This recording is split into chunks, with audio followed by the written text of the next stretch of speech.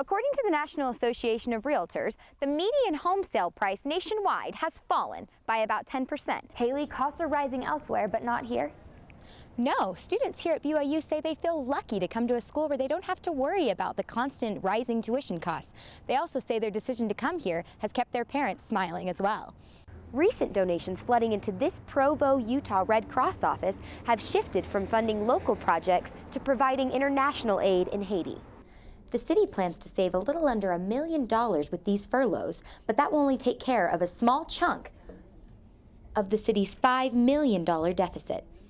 ICAC agents say they interviewed another 25 suspected child pornographers, and the task force says they expect more arrests soon. Catherine, back to you. With phone lines still down in Chile, family members here in the States are depending on other social media to stay informed. BYU Daily News reporter Haley Palfreyman tells us how they're staying connected. Haley?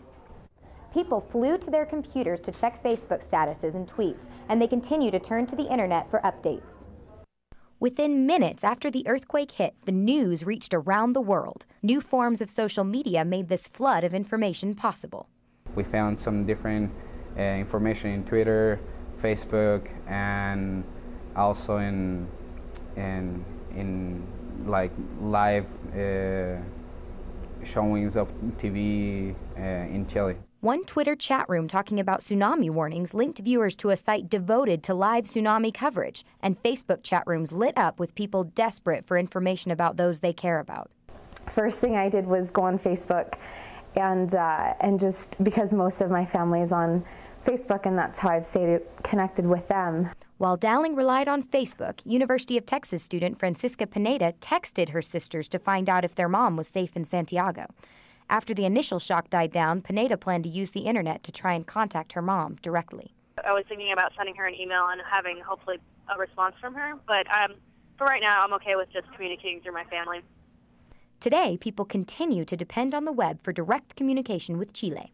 The lines are still really hard to get a hold of people down there, and just hoping for the best. Online social media spread word about the quake around the world, and then the world used it to help people stay in touch with their families. Back to you. Here at Little Sahara, people came expecting to drive up the dunes. Instead, they found the BLM had driven up the prices.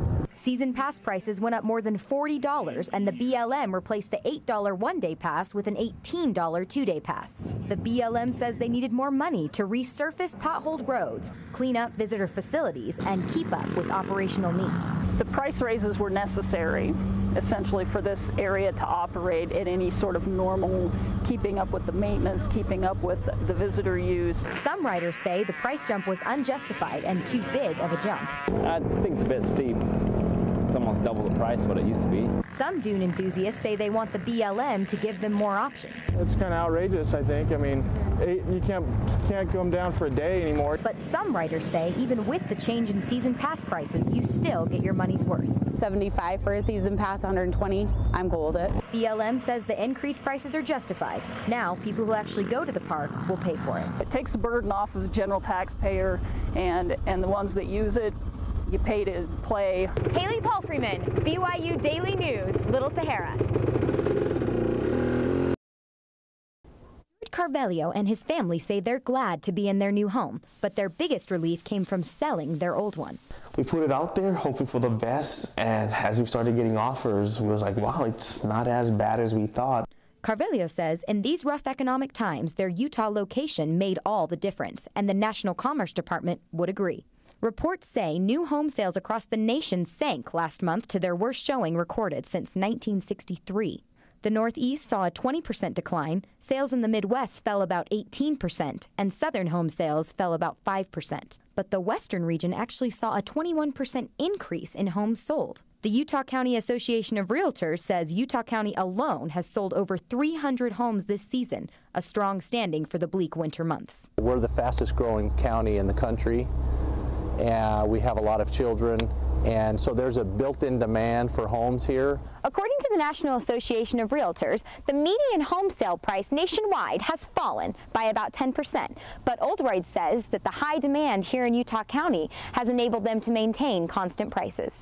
And that's good news for the Carvelio family because their new house will likely maintain its value. It was the biggest relief, like, you know, well, now we closing this chapter of our life and now we get to open up the new chapter. Haley Palfreyman, BYU Daily News, Orem. BYU took the national title of most popular university last week for a reason. Some students say it's all about the money. BYU Daily News reporter Haley Palfreyman has been following the story. And Haley, why are BYU's rates so appealing?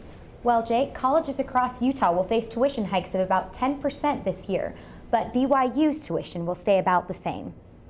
With BYU tuition at just more than $2,000 per semester, students can keep going to school without having to deal with higher costs. And with the economy down, students say BYU's constant rates simplified their college plans. Tuition was one of the biggest. I looked at the other schools and knew I was going to have to take out a loan to go to them, whereas here you can get a job and you can usually pay for a year during the summer and then be good.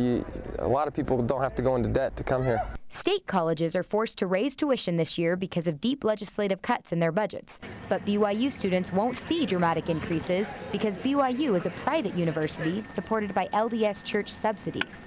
And students say they're happy with what some call their sweet financial setup. I'm super grateful for it. We had a class recently and the professor told us how BYU is the #1 use of tithing funds, and that kind of took me back, and they use it even more in temples, and very grateful. Like to tease my Utah friends who are LDS and say, that's fine, you can hate BYU, just keep paying your tithing.